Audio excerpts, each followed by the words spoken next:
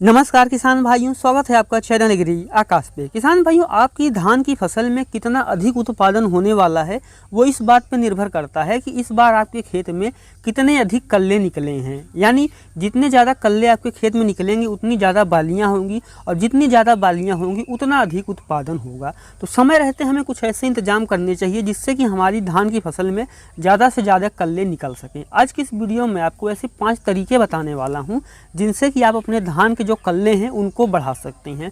और वीडियो के अंतिम में मैं ऐसे 3 तरीके बताने वाला हूं जो कि बिल्कुल फ्री हैं, बिना एक भी पैसा खर्च किए हुए आप अपने धान के जो कल्ले हैं उनको ज़्यादा से ज़्यादा बढ़ा सकते हैं। तो पूरी जानकारी सही विधि से समझने के लिए इस वीडियो को आप पूरा देखिएगा।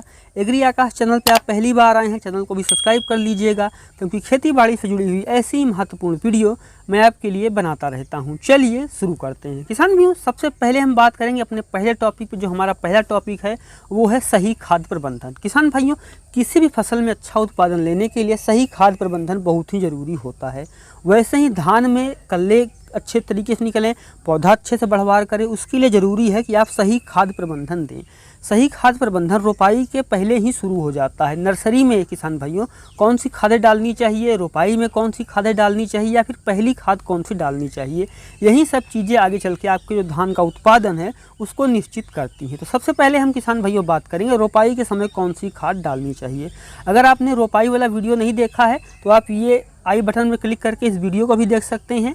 रोपाई के समय किसान भाइयों आपको 1 एकड़ में डीएपी, यूरिया और पोटास मिला करके डालना चाहिए। और अगर आप रोपाई में किसान भाइयों डीएपी नहीं डाल रहे हैं तो आप उसके साथ में जिंक का भी प्रयोग कर सकते हैं, लेकिन ध्यान रखें डीएपी और जिंक को एक साथ ना डालें। और अब हम बात करते हैं सबसे महत्वपूर्ण कि पहली खाद हमें क्या डालनी चाहिए। किसान भाइयों, रोपाई के 20 से 25 दिन बाद कल्ले का विकास हो रहा होता है, पौधे का विकास हो रहा होता है, नीचे जड़ भी मजबूत हो रही होती है। उस समय जो हमारा पौधा है उसको कई सारे पोषक तत्वों की ज़रूरत पड़ती है। तो उस समय किसान भाइयों हमें 1 एकड़ में 25 से 30 किलो यूरिया लेनी है और 8 किलो जिंक लेना है। ध्यान रखें, अगर आप जिंक सल्फेट लेकर के आ रहे हैं जिसमें कि जिंक ज़्यादा है और सल्फर कम है तब आप 10 किलो लीजिए। लेकिन अगर आप केवल जिंक अकेले लेकर के आ रहे हैं तब आपको 8 किलो 1 एकड़ में जिंक लेना है और 25 से 30 किलो यूरिया लेना है। ध्यान रखें, अगर आपने रोपाई के समय ज़्यादा यूरिया दिया है तो इस समय कम दीजिए, क्योंकि धान की फसल में 3 से 4 बार यूरिया देना सही होता है। तो आप 25 से 30 किलो यूरिया में 8 किलो जिंक मिला करके अपनी जो फसल है उसमें डाल सकते हैं। और उसके बाद अब हम बात करते हैं अपने दूसरे पॉइंट की। जो हमारा दूसरा पॉइंट है वो है कि आप धान जाइम ले सकते हैं या फिर आप शगारिका ले सकते हैं। तो पहले आप ये समझिए कि धान जाइम में जो शगारिका है ये ज़रूरी क्यों होता है। देखिए, ये जो है ये एक जैविक उत्पाद है और जो पौधा है उसको बढ़ने में भी मदद करता है और जड़ों का विकास भी करता है। क्योंकि जैसे मैंने अभी कुछ समय पहले कहा था कि इस समय पौधे का विकास भी हो रहा होता है और जड़ भी विकास कर रही होती है। और इसके अलावा आप देखते हैं कि कई सारी बीमारियां भी इसी समय आ जाती हैं। तो बीमारियों से लड़ने की क्षमता भी है इसमें, और पौधे को विकास भी करती है ये, और जड़ों का विकास भी करती है। तो आपके लिए इस समय सबसे ज़रूरी है कि आप शगारिका ले लीजिए 500 ml की, और उसको आप 150 से 2 फिल्टर पानी मिला करके स्प्रे कर दीजिए। और इसका जो स्प्रे है वो आपको 2 बार करना है। इसका जो पहला स्प्रे है वो आपको रोपाई के 25 से 30 दिन की अवस्था पे करना चाहिए। यानी आपने रोपाई के 20 से 25 दिन पे आपने पहली बार खाद डाल दी और उसके बाद तुरंत ही या फिर 1 दिन के अंतराल पे आपने इसका स्प्रे कर दिया। उसके 7 से 8 दिन बाद आपको इसका दूसरा स्प्रे करना चाहिए। और अब हम बात करते हैं अपने उन 3 तरीकों की जो कि पूरी तरीके से फ्री हैं और उनसे आप कल्ले बढ़ा सकते हैं। उनमें जो हमारा पहला तरीका है वो है खरपतवार नियंत्रण। अब आप सोच रहे होंगे खरपतवार नियंत्रण से कैसे बढ़ेगा। देखिए, खरपतवार अगर आप नहीं हटाते हैं, और आप कई बार आपने देखा होगा या आप खुद भी करते होंगे, बहुत सारे किसान भाई हैं कि रोपाई के समय ही वो पेंडीमेथिलिन डाल देते हैं या फिर 2,4-D नामक कई सारी दवाएं हैं, मार्केट में अलग अलग नाम से कई सारी दवाएं आती हैं, उनको डाल देते हैं खरपतवार नियंत्रण के लिए। इससे क्या होता है, जो मिट्टी है वो कठोर हो जाती है, तो आसपास जड़ों को विकास करने का, नए कल्ले निकलने का मौका नहीं मिलता है। तो हाथ से आप खरपतवार नियंत्रण कर सकते हैं।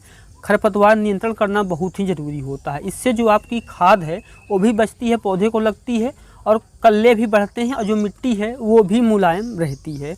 और अब हम बात करते हैं कि अगला कौन सा तरीका है जिससे कि आप फ्री में कल्ले बढ़ा सकते हैं। वो जो तरीका है वो है कि आप खेत को सूखा रखें। देखिए, खेत को सूखा रखना बहुत ही ज़रूरी है, क्योंकि अगर आप खेत में लगातार पानी रखते हैं तो इससे क्या होता है कि कल्ले नहीं निकल पाते हैं। उसके लिए ज़रूरी है कि आप खेत को सूखा रखें।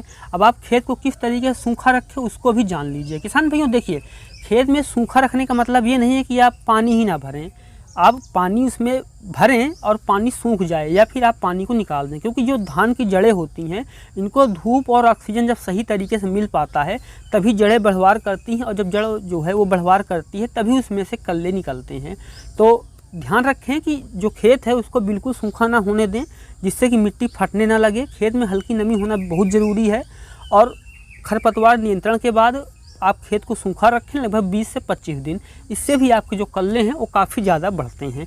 और जो हमारा आखिरी तरीका किसान भाइयों है वो ये है कि खेत में आपको पाटा लगाना है। पाटा किस तरीके से लगाना है आप वो भी जान लीजिए। रोपाई के 15 से 20 दिन बाद, जैसे मैंने कहा कि बहुत सारे किसान भाई हैं जो कि ऐसी घास मारने की दवा लाते हैं जो कि रोपाई के समय ही डाल देते हैं। इससे जो मिट्टी है वो कठोर हो जाती है, और डीएपी यूरिया का हम बहुत लंबे समय से प्रयोग कर रहे हैं। जो हमारी मिट्टी है वो कठोर हो गई है, इससे ना तो जड़ बढ़ पाती है और ना ही नए कल्ले निकल पाते हैं। तो अगर आप बांस ले सकते हैं, 10 से 12 फीट का बांस ले सकते हैं, और एक किनारे दूसरे लोग पकड़ करके उसको जब घसीटेंगे तो जो मिट्टी है वो भी टूटेगी, इससे नए कल्ले निकलेंगे और जो पौधा खड़ा है वो नीचे बैठ जाएगा, जिससे कि नए कल्ले निकलने की जो संभावना है वो बढ़ जाती है। तो किसान भाइयों, ये थे 5 तरीके जिससे कि आप अपने खेत के कल्ले बढ़ा सकते हैं।